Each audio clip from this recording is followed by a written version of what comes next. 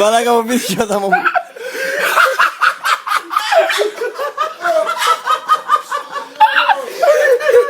Άτονα! Και γάμι σου. Μου μίλησε πέταγε. Δεν το πιστεύω! Ο άλλος κοιμάται ακόμα. Μην τη σκοτώσει, μαλάκα. Θα τη σκοτώσει. Μαλάκα.